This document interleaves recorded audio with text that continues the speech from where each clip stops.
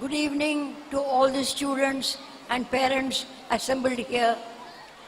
I am grateful to the principal and organizers of the Mahatma Gandhi Vidyalaya for the invitation to participate in the centenary celebration of your school, founded by the father of the nation, Mahatma Gandhi, on the theme Nari Shakti, empowerment. The motto of the school, unga motto vandu enna the founded by Mahatma is eminence through endurance and efficiency. அதனால என்ன அர்த்தம்? மேன்மை என்பது பொறுமை மற்றும் திறமையால் வருவது. மேன்மை என்பது சும்மா வராது, நம்ம வேலை பண்ணாதான் வரும். அது தெரியணும் எல்லாருக்கும். அதே மாதிரி எங்க ஃபவுண்டர் டாக்டர் முத்துலட்சுமி ரெட்டி, அவங்க வந்து first woman medical graduate in India. அவங்க என்ன சொல்லுவாங்க எப்பவும்? பசினோக்கார் கண் துஞ்சார், மெய் வருத்தம் பாரார், அவமதிப்பு கொள்ளார், கருமமே கண்ணாயினார். இதுதான் எங்களுக்கு எப்பவுமே சொல்லி கொடுக்கறது. அதனால எதுவும் பண்ணணும்னாக்க நமக்கு பேஷன்ஸ் வேணும், நமக்கு கமிட்மெண்ட் வேணும். I shall therefore today try to take the opportunity to share a few thoughts on education, which is pivotal for empowerment. But education is the most important component of schools. Universities, colleges, schools and organizations are not just centers for learning. They are not just books, exams and sports. Educational institutions not only provide quality education but are centers of character building. They help to create men and women to be efficient with a wide vision and not narrowed down by petty domestic barriers. They must create leaders. I think the school is the area where you can create leaders, I think. It is a training one gets in the school, like courtesy, sense of mission, dedication, motivation and commitment to work, aspiring to reach higher and higher. Work ethics, including hard work, discipline, ethical practice, must be inculcated by setting an example. நம்ம பொண்ணும் சொல்லி கொடுத்துட்டு நம்ம அதை practice பண்ணாட்டா பிரயோஜனம் இல்லை. You must practice what you are preaching. That is going to be important, and these become, once it is habit becomes regular, it becomes automatic part of one's life, not only as students but in actual life. எப்படி பண்ணணும்? நன்னடத்தை, right living, right thinking is inculcated by teachers who not only teach but practice what they teach. நன்னடத்தை, நல்ல சிந்தனை. வெறும் சிந்தனை மாத்திரம் போராது, வெறும்னு நம்ம நினைச்சா மாத்திரம் போராது. பேசும் வார்த்தையிலும் செயலிலும் இருக்க வேண்டும். நம்ம சொல்றது மாத்திரம் இருக்கக்கூடாது. Actual action, we must show it. Teachers, by their code of conduct, should set an example to the students. They must not only be role models but be able to create role models. As our former President Dr. Abdul Kalam says, the teacher is the window to learning and knowledge and to generate creativity. I think to the students, I will wish to say, treat your school and college, your teachers with respect. Your workplace must become a temple and your work will be your prayer. This is to say that you will be devoted to them as you will be to God. If you follow this dictum, you can make your own destiny. எல்லாருமே எப்படி என்னுடைய தலைவிதி தலைவிதி தலைவிதியே வேண்டாம். We can make our தலைவிதி. I think it is the way you work. How can you make your own destiny? By right living, right thinking and more. And as Abdul Kalam always repeatedly said, dream, dream, dream.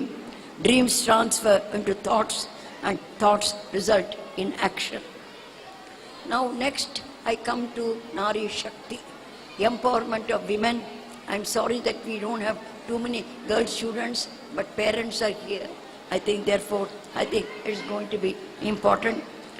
The first move to weld women together, that is, get them together into an organized representative body to voice women's rights, was initiated in Madras in 1917. Mrs. Annie Besant arrived in Madras in 1893 and settled down at Theosophical Society headquarters. Soon after, Dr. and Mrs. Cousins came, an Irish couple. Also, they were well-known educationists. Mrs. Cousins was a veteran in the struggle of a rightful place for women in society and women's education. And one of the first duties that she undertook was to get women together, and thus was formed the first Women's Indian Association in 1917. That is why the Cancer Institute is called Cancer Institute WIA. We were founded by the Women's Organization. The first program again by the Women's Indian Association was to enfranchise women. Appalla namakku vote kadiyadu. We were under British rule. To enfranchise women, get the women the rights to vote. The Women's Indian Association therefore waited on Lord Montague, Secretary of State for India, to press its case. It was nominated to the Madras legislature. She was the India's first woman legislator and was unanimously elected Deputy President of Legislature, the first woman to hold that position. She also succeeded Mrs. Besant as President of the WIA and took the position for nearly 30 years. As a legislator, she introduced many reforms. Devadasi Bill to abolish pernicious Devadasi system of dedication of women to temples and to a life of prostitution, a bill to abolish traffic in women and girls, and a bill to prevent cruelty to children. Under the presidentship of Mrs. Besant, many women intellectuals met together and formed the All India Women's Conference in 1927. Empowerment of women was in the minds of those pioneering women way back in 1927. We are continuing to talk of empowerment of women, and I do not know what we have really achieved. I think we have a long, long way to go. It was not just coincidence that this period of women's renaissance in India should have synchronized with the gathering momentum India's freedom under India's freedom movement under the Mahatma's leadership. The Mahatma knew instinctively that freedom has to be universal, political freedom, economic freedom, and equality, importantly, social freedom. Now, post-independence, what has happened to empowerment? The Constitution of India guarantees equality to all women, equality in opportunity to work, and many others. It declared 2001 as the year of women's empowerment, Swashakti. After innumerable obstacles, tremendous obstacles, the people would not give it. Men were not wanting to give rights to women. And hurdles over many years, the Rajya Sabha passed the Women's Reservation Bill. The process, however, has been slow and painful. இப்போ women's எம்பவர்மெண்ட்னா என்ன புரிஞ்சிருக்கு உங்களுக்கு? அங்கீகாரம் பெறுவதற்கு நல்ல படிப்பு மாத்திரம் போராது, பொருளாதார சுதந்திரம் மிக மிக அவசியம். நம்ம படித்தா மாத்திரம் போராது. Economic independence. Women must be able to live on their own and not depend completely on the husband. I think that is going to be a very important factor. Empowerment is not just taking a graduation or postgraduate degree.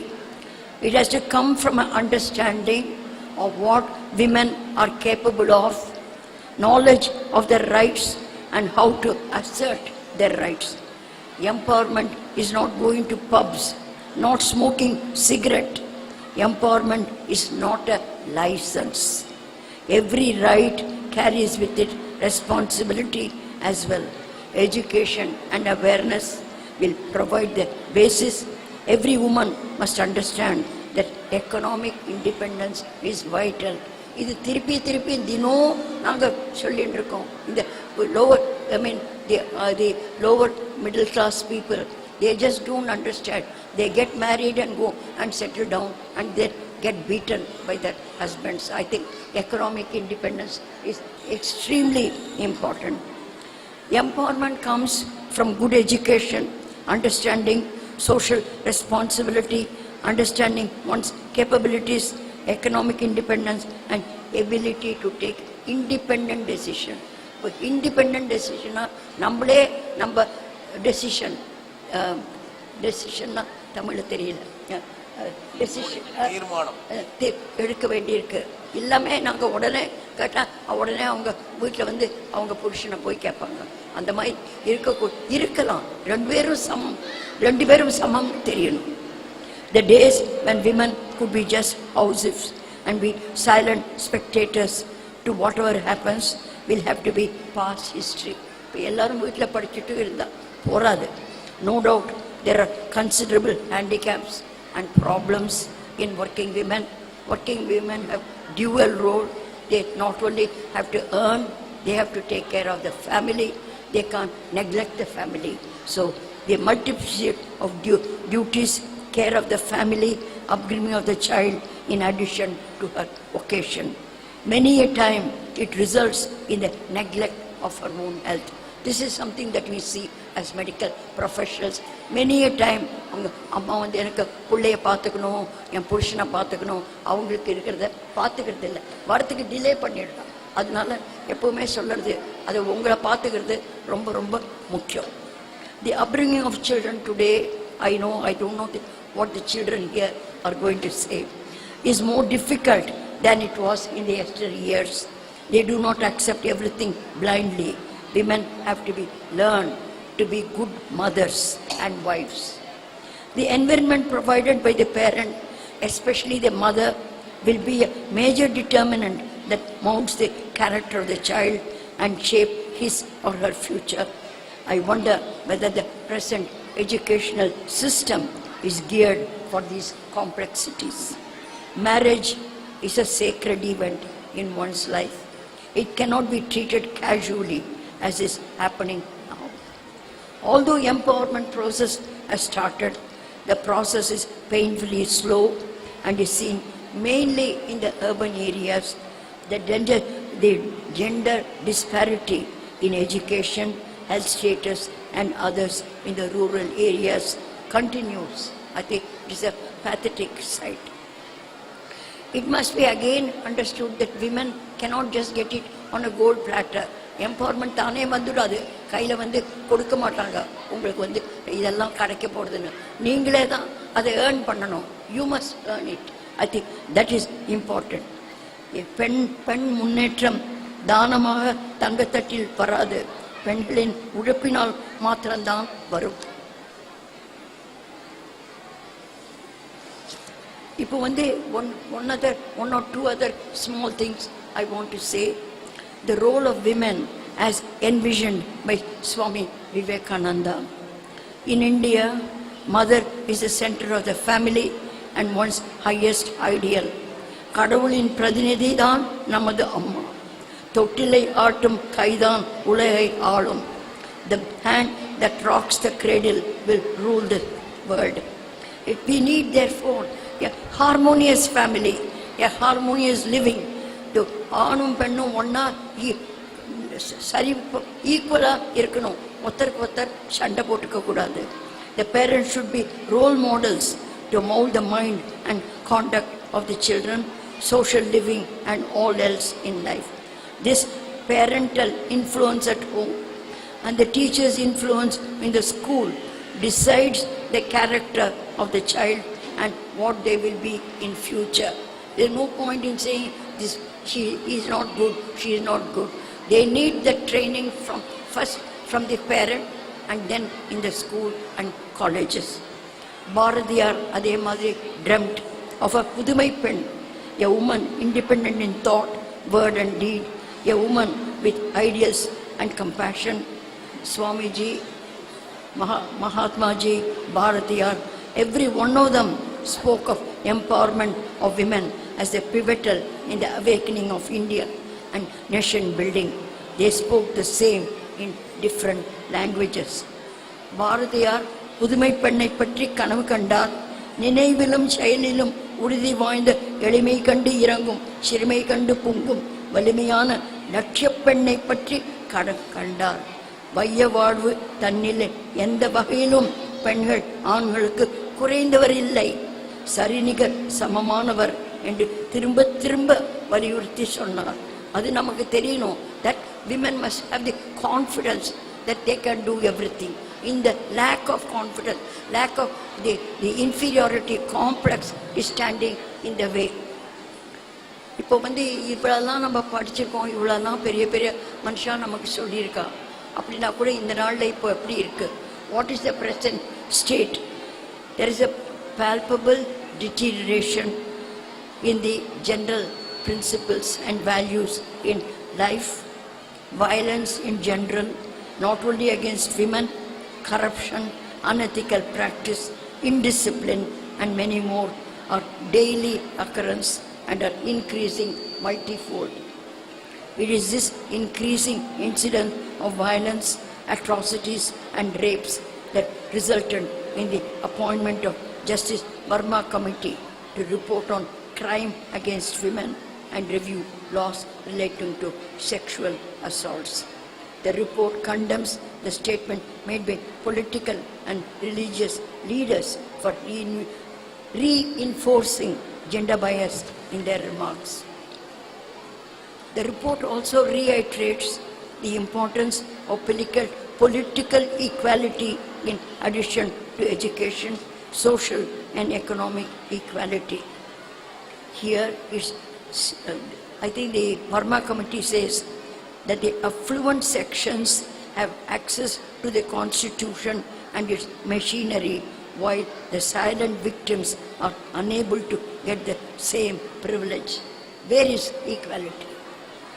I must here recall the statement of Dr. Muthulakshmi Reddy, a pioneer in women's empowerment, our own founder, born in a very, very ordinary family in Pudukottai.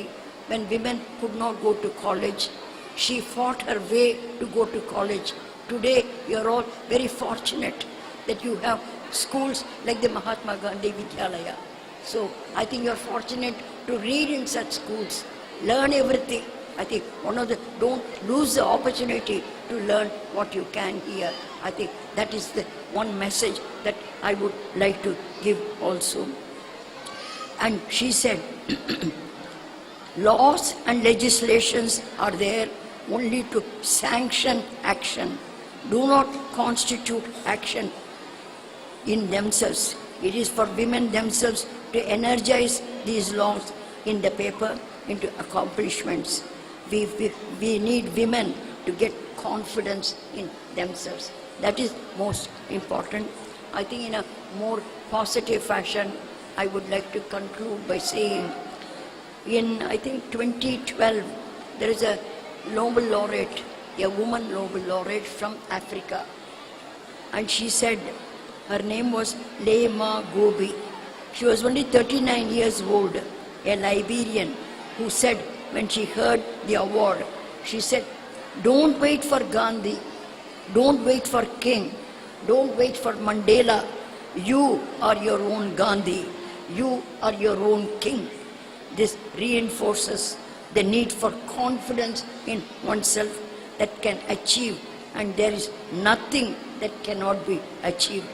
Let therefore, I request and look forward to all the women to get rid of their mindset and inferiority complex and aspire to be achievers. Thank you for the opportunity.